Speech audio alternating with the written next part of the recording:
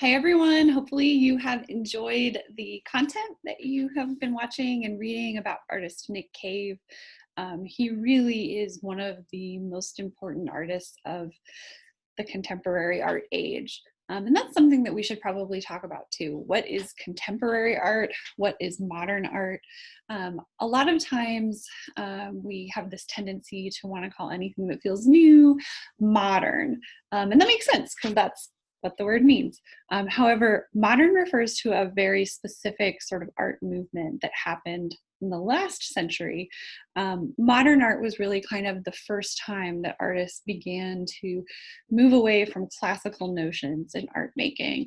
It was no longer the most important to make things representational. It was the same things weren't revered. The artists didn't have the same values. So modern art really sort of kicked off with many of the galleries in Paris. Impressionism was a big part of the modern art movement. Now we kind of look at Impressionist paintings like Van Gogh and Monet, and we think, oh, how nice. But when those paintings first came out, gallery owners, patrons of the arts were like, oh my gosh, it's all smeared. It's a whole mess. And that was not accepted right away. And then we sort of move into other kinds of works that were part of the modern art movement. Minimalism, which was really a reaction to World War I. So World War I was really the first time that photography was widely used during that kind of global atrocity. And pictures from the battlefields were published in newspapers, and people were just horrified because they, up until that point, had viewed, I mean, they knew that war was terrible, but they hadn't had firsthand knowledge of it. And it was this honorable thing, and then all of a sudden it was this terrible thing, and they were seeing the realities of that. So minimalism was in reaction to that. Artists were saying, okay, let's take away all of these things that make imagery what it is. Let's pare it down to the bare minimum. Same thing with color field painting, which was part of minimalism. Abstract expressionism, and then these things all sort of reacted against one another. And if you decide to take the second part of the Western Art History Survey, you will get to learn more about that. But the point I'm trying to make is that modernism was a movement that encompassed many different sub-movements. And modernism kind of tapped out really in the 70s. So there were artists that were artists working in modernism who kept making work after that. But then we sort of moved into postmodernism, which was work that reacted against modernism. And then, we hit the 90s, and anyone working since then, we refer to that work as contemporary art. And the thing that's really special about contemporary art, so yes, it's happening right now. Often when we talk about contemporary art and contemporary artists, we're talking about living artists. But we're not always talking about living artists. Sometimes we're just talking about artists who have made work in the last 20 or 30 years. But the thing that is sort of the most ever present about contemporary art is the way that artists are inspired to make this work, the way that information is exchanged and shared. These movements that sort of cropped up in the last century were a result of like-minded individuals, artists sort of moving to the same areas and being able to exchange ideas. They didn't have cell phones. They didn't have the internet, they didn't have Instagram. We now live in this age where we can have information, visual information from everywhere all the time. So that ever presence of information, that exposure to so many different things creates this fusion in contemporary art where work is being inspired by not necessarily just 1, 2, 3, 4, or 5 things, but thousands of things, millions of things. So that's really important. So when we talk about Nick Cave, we're discussing him as a contemporary artist. He is definitely being influenced by many things, and likewise, he is influencing many other artists and people at the same time. There's a connectivity to contemporary art. But yeah, one of the reasons I wanted to talk about this art, specifically his sound suits, is because the sound suits sort of span so many different genres of art. And right now in your reading, you are learning about those different genres. So you're learning about painting, you're learning about sculpture, you're learning about time-based art, you're learning about installation art, you're learning about performance art and digital art. And there's not one medium that we can, pinpoint for Cave. He is sort of dipping his toes in many different pools. So that's something that I want you guys to think about when you discuss his work. What kind of artist is he? What kind of art are the sound suits? What is his medium? So I would say his medium is a couple different things. Definitely sculpture. I mean, he's using assemblage to build these suits. And when we talk about assemblage, it's kind of the 3D version of collage. So collage, you guys have probably used, Mod Podge, other kinds of glue to take pieces of magazine, other pieces of paper, and sort of make them into one thing. Assemblage is very similar, where he's taking all these different materials and bringing them together to create one, art object that's unlike anything you've seen before. And that assemblage is influenced by so many things. And we'll talk about that in a little bit when we talk about his influences. But not only is it assemblage, but because these sculptures are wearable, we are also talking about fashion.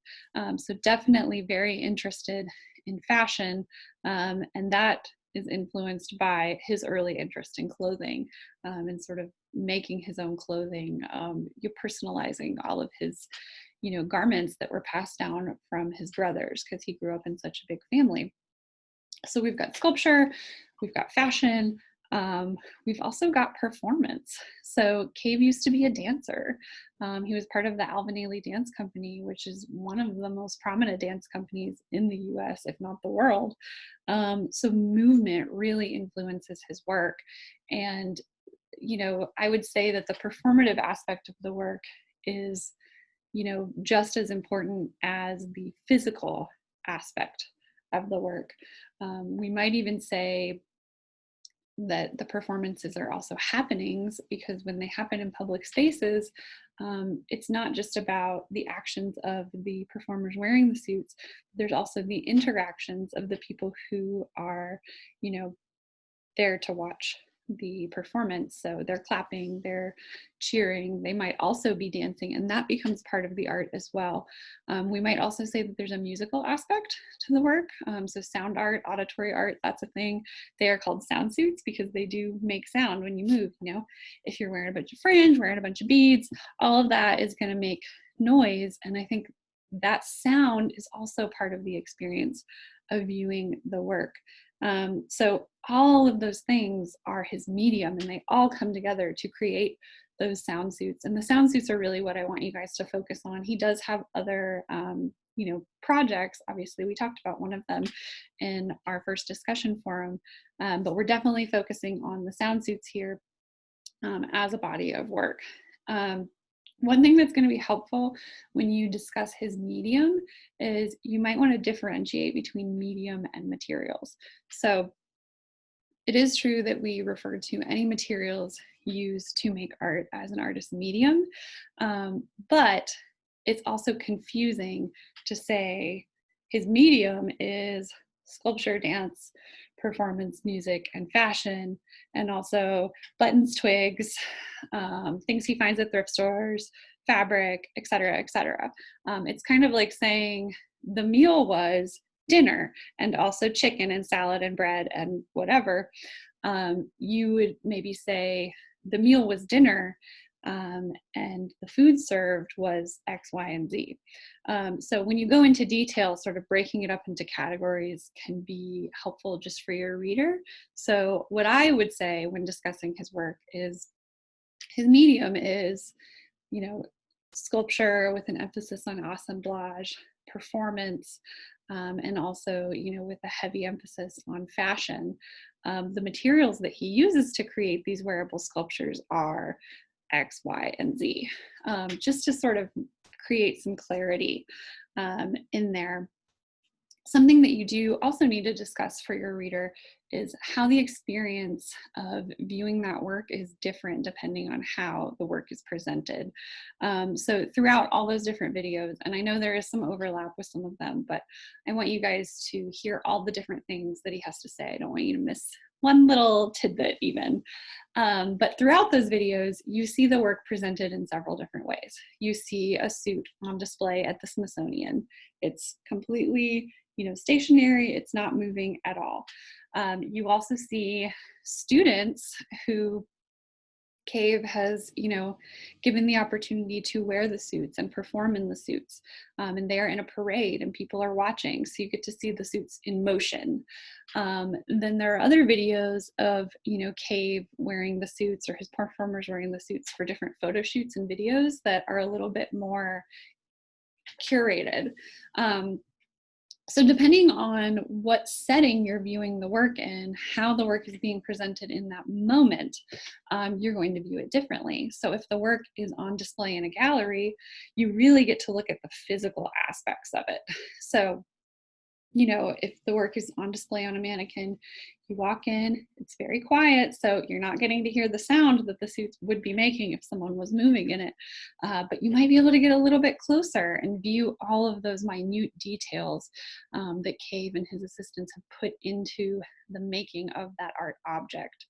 But then if you're at a performance, you get to have this experience of seeing the suit in motion, hearing the sound that it's creating. You're part of a celebration. So two very different experiences. And, some of the suits are obviously more suited. Sorry, that was dumb, to being in the parades and different performances, but they are all meant to be worn and performed in. So they all have that opportunity. They also sort of, those different presentations can give you different meanings. When you hear from Cave about his influences, some of them are coming from a pretty dark place. And when you're viewing the suits in a gallery setting, you do get a little bit of that somber mood, especially with the silence. But then in the performative setting, it's very celebratory. It feels like there's a lot of joy. It could also be anger. There's a dichotomy there, but definitely very different moods that are conveyed in those settings. Cave has so many influences when it comes to these suits. So, really, I would talk about all of them. I wouldn't say that it's coming from one place.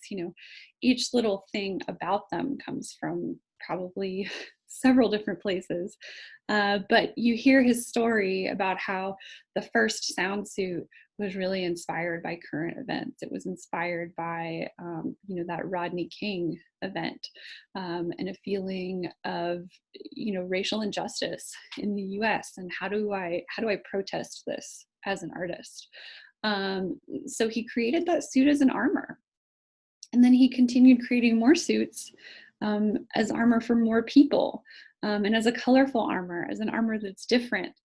There's so much symbology and metaphor in the creation of these suits, and they are both,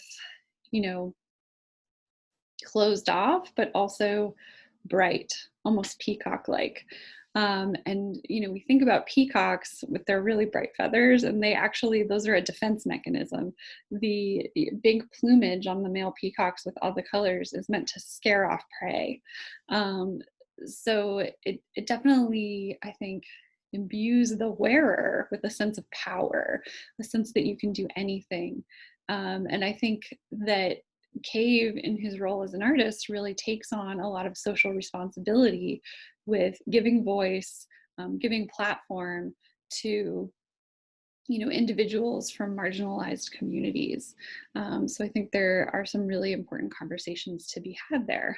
Likewise, he is also influenced by the objects that he uses to create the suits. So those objects bring him a lot of joy.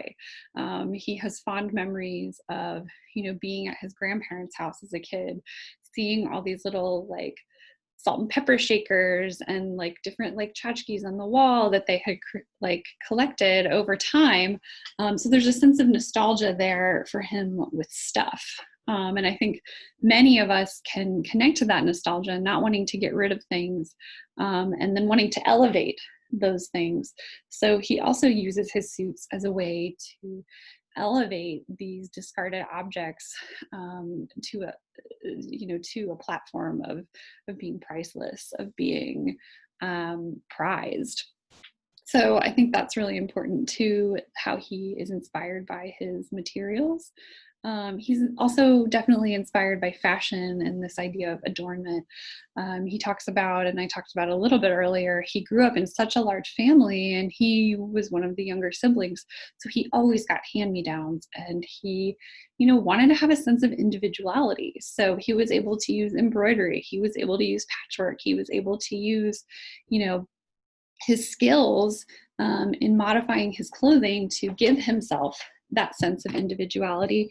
And that sense, those skills, that all comes into the suits. Similarly, with his background as a dancer and his passion for movement and artistic movement, that choreography also comes into the performances. So it's everything in this practice of the sound suits is so multifaceted, and it's all coming from different areas in Cave's life, and it's really worth noting. I know this work can be kind of confusing, but there really is like so much to take from it. So please, if you want to discuss it further, let me know. I'm happy to schedule office hours with you. One thing to consider when writing this paper, don't write the paper as if you're writing it to me. So you know that I have seen this work. You know that I know the answers to these questions.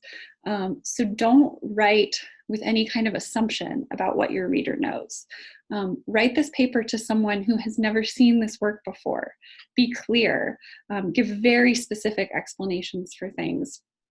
Include photos when it makes sense. The photos should not contribute to your overall page count. So, that'll obviously change things a little bit, but use them as a tool. I mean, you can use an image and you can reference it directly and say, see here in figure 1, Cave uses X, Y, and Z to,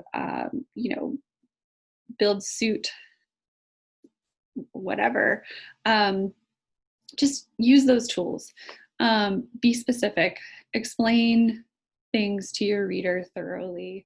And then also just be cautious that you're using like appropriate grammar, that you're proofreading everything.